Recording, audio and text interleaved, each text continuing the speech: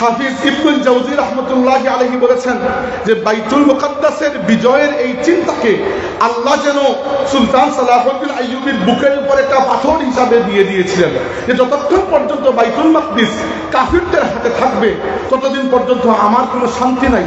তিনি বাইতুল মাকদিসকে বিজয় করেছেন।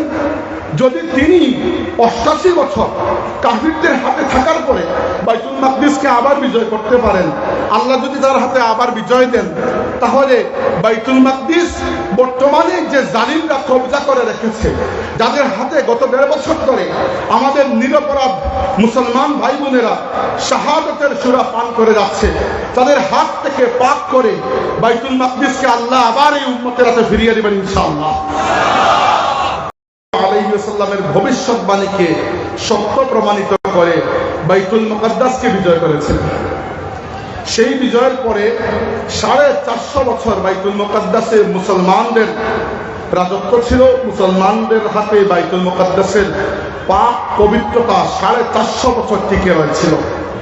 1099 খ্রিস্টাব্দে ইউরোপের খ্রিস্টান ক্রুসেডাররা লক্ষ লক্ষ মুসলমানকে রক্তের বন্যা ভাসিয়ে বাইতুল মুকাদ্দাসকে আবার আমাদের হাত থেকে কেড়ে নিয়েছিল।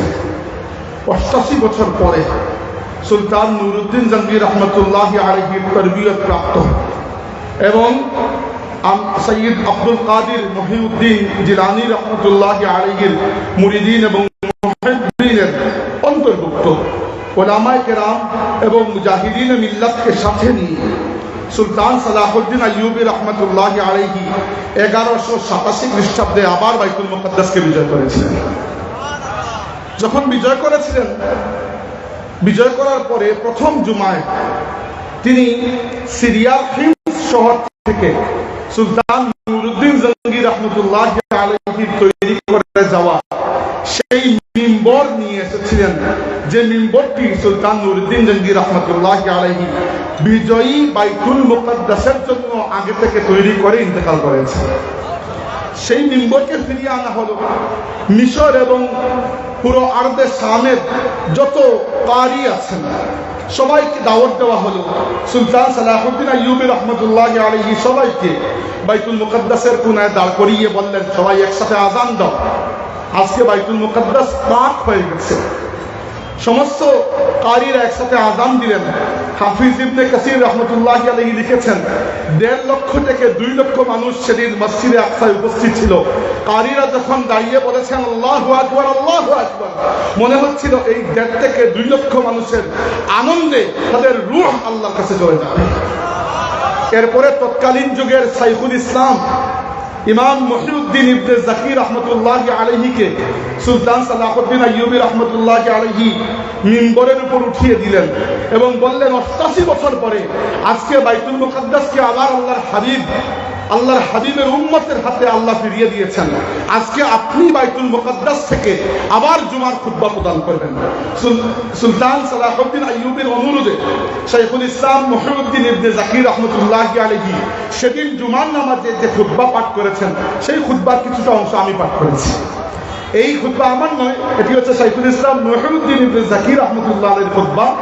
এবং এই খুতবা এই চিন্তা করে আমি পাঠ করেছি যে আল্লাহ তাবারাকা ওয়া তাআলা যেন আপনাদেরকে কখনো নিরাশ না করেন।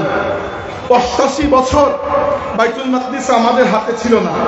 মুসলমানরা অনেকেই হয়তো নিরাশ হয়ে গিয়েছিল, কিন্তু নিরাশ হন নাই সুলতান সালাহুদ্দিন আইয়ুবী রহমতুল্লাহি আলাইহি, নিরাশ হন নাই তার উস্তাদ, তার মেন্টর সুলতান নুরউদ্দিন জঙ্গি রহমতুল্লাহি আলাইহি। অনবরত চেষ্টা করেছেন। হাফিজ ইবনুল জাওজি রাহমাতুল্লাহি আলাইহি বলেছেন যে বাইতুল মুকাদ্দাসের বিজয়ের এই চিন্তাকে আল্লাহ যেন সুলতান সালাহুদ্দিন আইয়ুবীর বুকের উপর একটা পাথর হিসাবে দিয়ে দিয়েছিলেন, যে যতক্ষণ পর্যন্ত বাইতুল মাকদিস কাফিরদের হাতে থাকবে ততদিন পর্যন্ত আমার কোনো শান্তি নাই। তিনি বাইতুল মাকদিসকে বিজয় করেছেন।